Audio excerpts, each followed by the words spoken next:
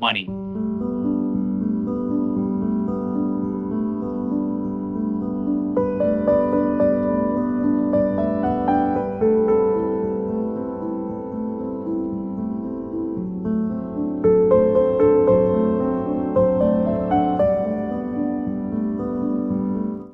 Here to get your feedback if need be, if you want to provide any feedback.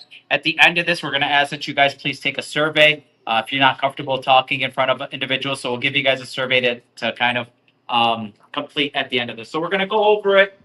Please, as I'm talking, if you have any questions, please let me know. Please help yourselves. You're more than welcome to get up while we're doing this. So we're going to go over this. This, again, is for funding for next year.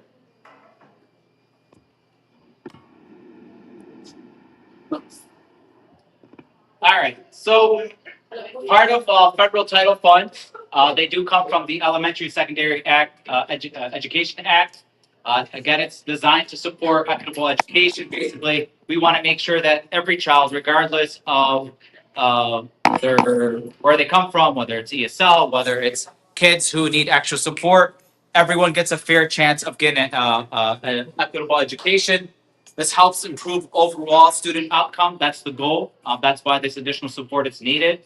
And then it's also to be able to hire individuals who specifically are hired to help these individuals, students, whether it's ESL, helping with academic support in the class for MTSS, whatever the case may be. This is part of the funding that goes into this.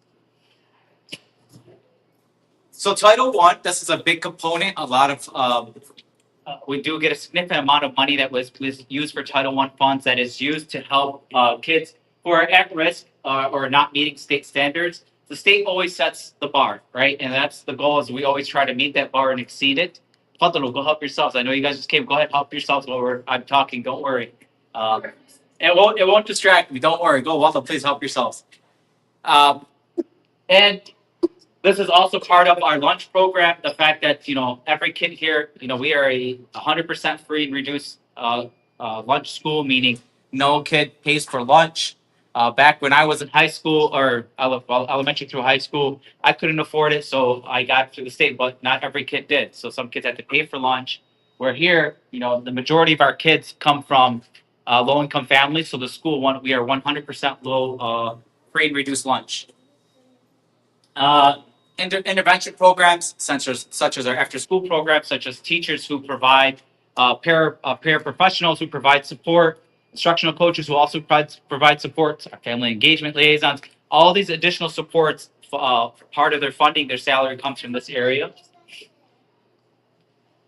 This is also a list of things that we purchase. So our budget for next year is $54,000. That sounds like a lot, but it is nothing. It's a for a school our size, that is a small amount of money, and we have to maximize it.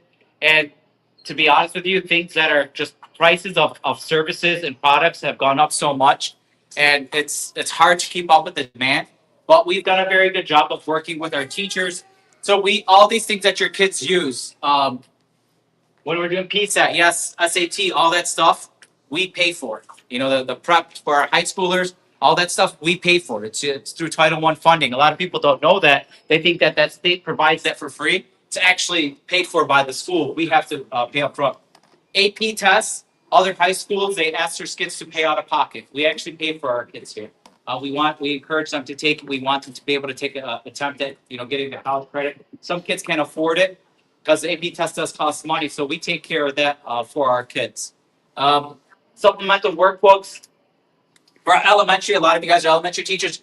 Our parents, you'll see the Brain Pop, the Generation Genius, RAS Kids, RAS Plus. These are all things that we use, resources that we use, our teachers use with our kids to help, identify areas of need.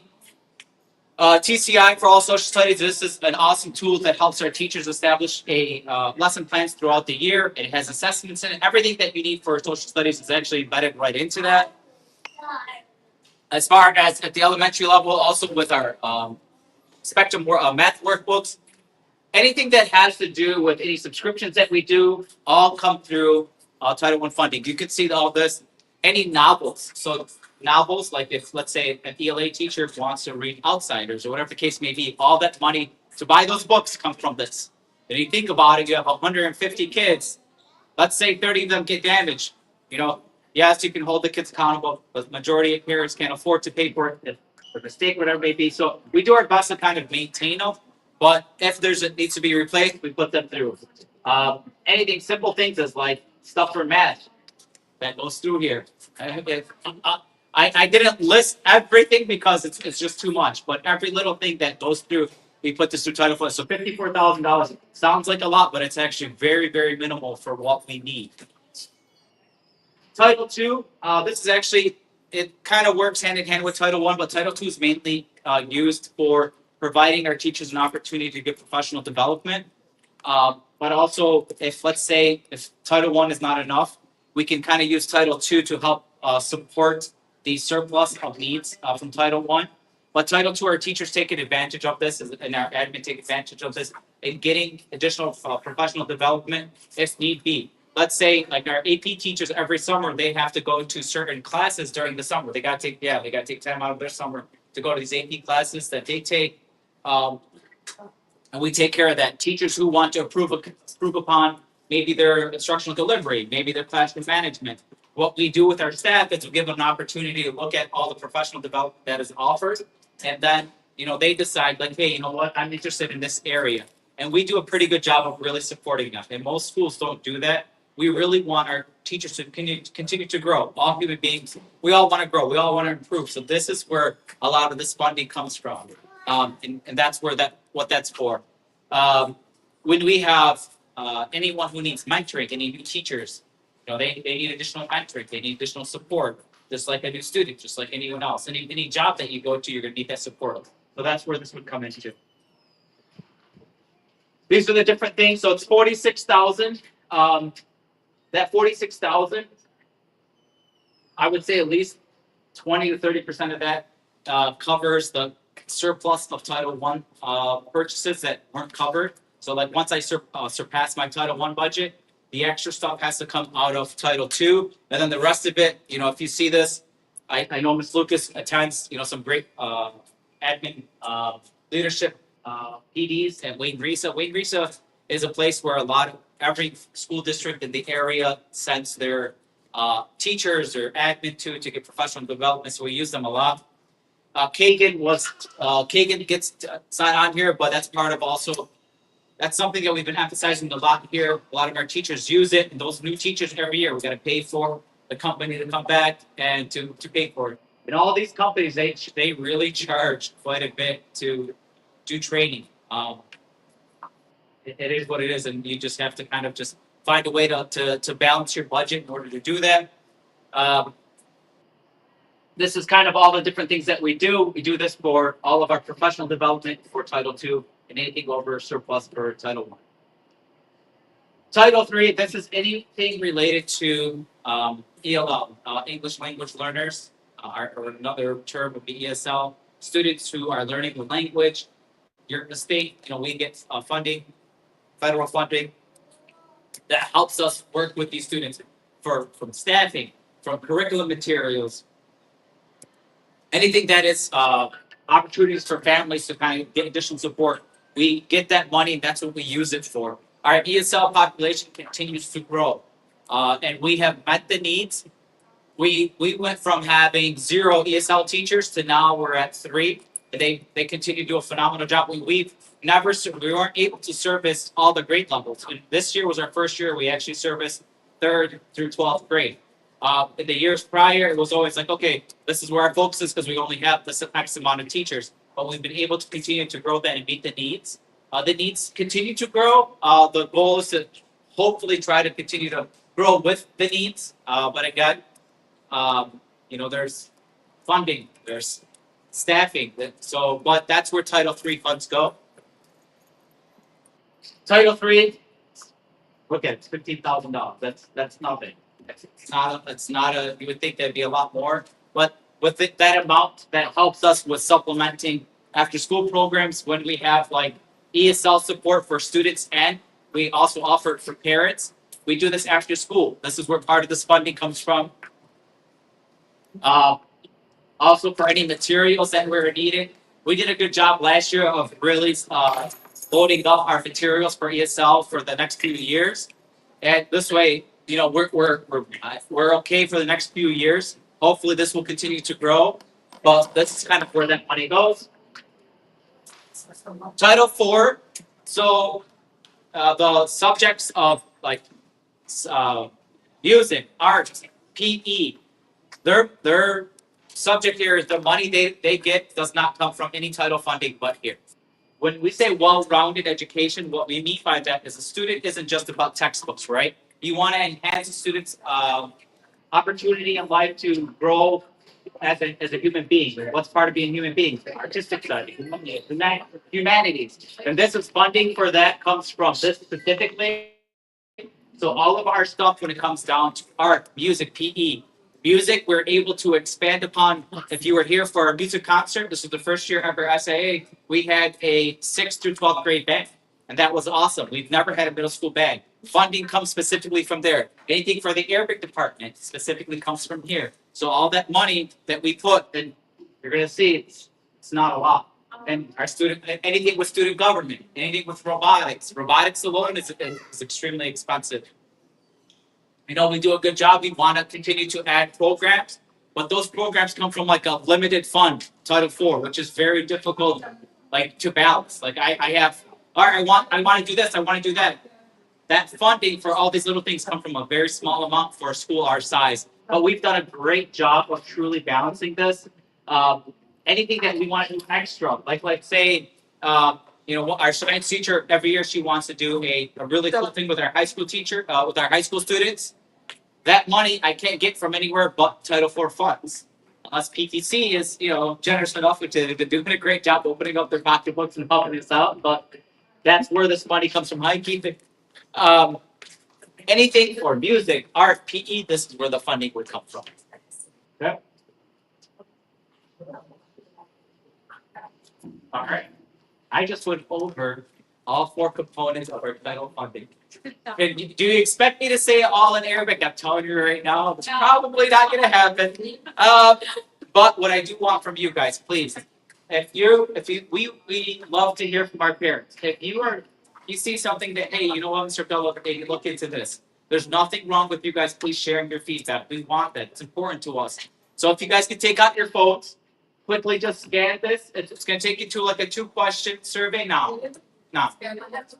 Now. So those fundings, they are the money that you pay for all these stuff, or what's the state? So this is what, that's a good question. So this is what the government gives us, and then we then use that. So the government gives every school a certain amount. Then we take that money, like they tell you here.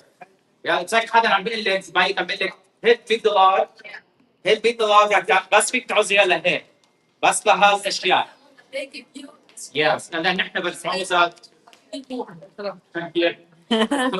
always they give you that? Now, why do we only give this amount? It's always less than the public. That is a great question. So that's an important question. That's something that we can continue to advocate for. We are like anyone else. This is where your voice matters. As parents, your voice matters. You know, when we send out that one survey, it's so important that you guys, you know, we are like everyone else. You know, our kids are like everyone else. And yes, we don't get the, I would say it as it is, we do not get the same fundings like the traditional public school. We do not. You know, we've always advocated for our families and for our kids so that we should be at that point. We should be recognized that way. That's something to fight that we'll continue to fight. It's a battle that we'll continue to battle. We have no issue with that. But we need more support.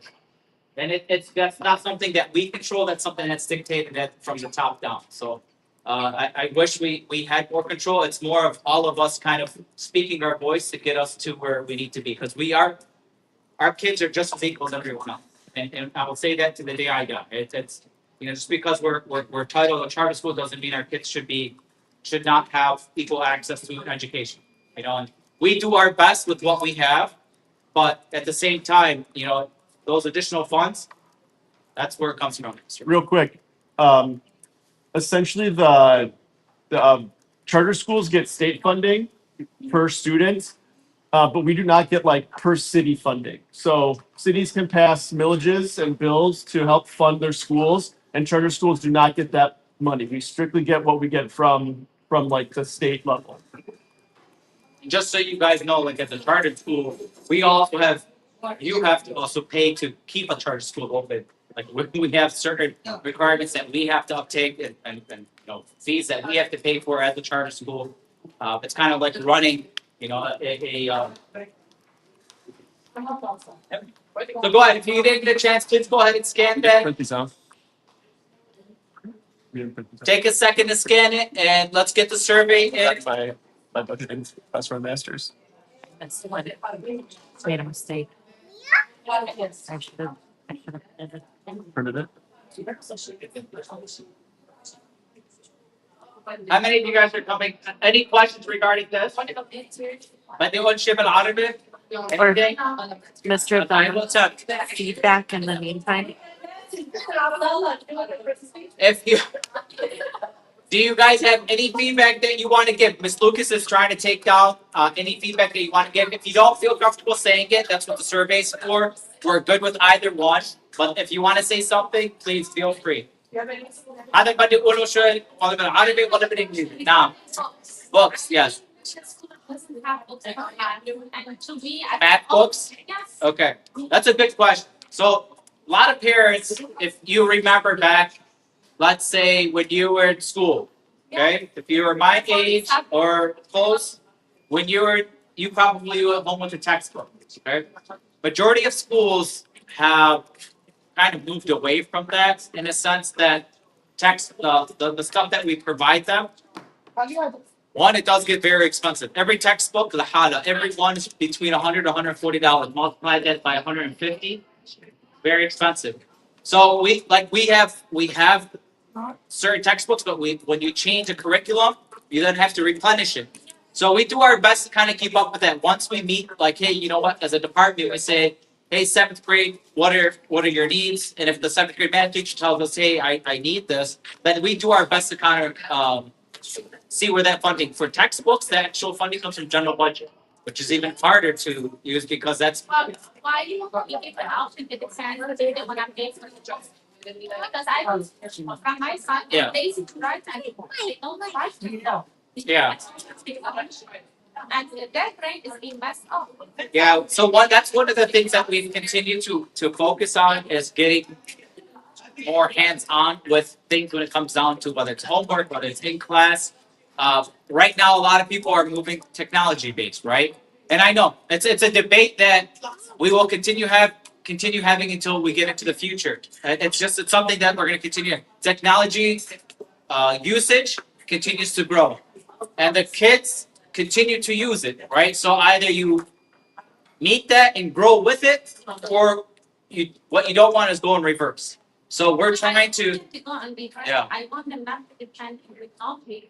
100%. Yeah. Especially when it's Yeah. and my students, they're okay with it, not function. Yeah. That's So what in the building in here, we are all like technology is minimally used. It's more of what it's used as a supplemental resource outside of here. The only time we're using Chromebooks here is more when we're doing state testing, when we're doing let's say if they're doing an IXL bowel work, or if they're doing certain lessons that require it. But the majority of work in-house is done with paper and pencil in a sense. There was a school that I visited in Novi, and there is not a piece of paper in the school. I know Not a single piece of paper. The office doesn't use it. Nobody uses it. Yeah, It's wild. So yeah, this is so everyone has moved towards digital usage, whether it's books, whether it's like even papers, even with communication with parents, everything's done digitally. It's a fine line. Like you are right. There's a sense of fine line of balancing between books and using technology. That's something that we continue to do. We try. It's a fine balance. For those of you guys who just showed up, thank you guys. Listen, we're talking about title funding. This is important to us. We value you guys' feedback. Please, well up. You're not comfortable with sharing it now because we value your feedback. Take that survey and let us know. Where you feel like maybe we can focus some of our attention to, where you are parents. You guys are the individuals who go home to the kids who see something. Maybe you see something that your child is struggling with or need that extra support with. It's okay to speak up. It's okay to come to me and tell me. I have parents who come to me every day, those who are comfortable with it. But if you don't, it's okay. Put it on the survey and share so that we can look at it as a reflection like, hey, you know what? But it's important for us to kind of work together. Any other questions? Comments?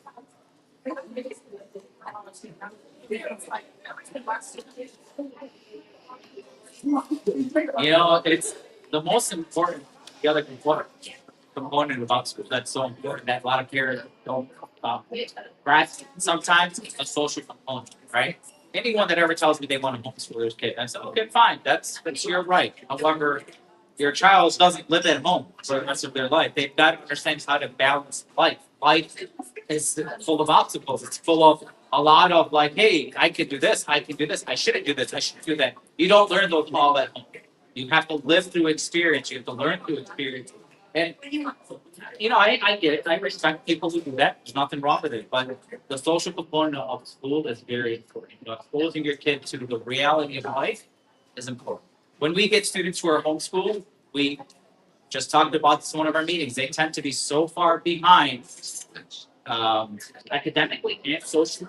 Like they end up, it's like, whoa, what's this? And they end up actually becoming a behavior problem for students that we got to work with and like, hey, no, this is not, in this environment, you don't do this. So it's the only thing, but like, yeah, I get what your point is, but technology will slowly grow more. We do balance it here. We try our best. Okay. I think we're. Oh, you're okay.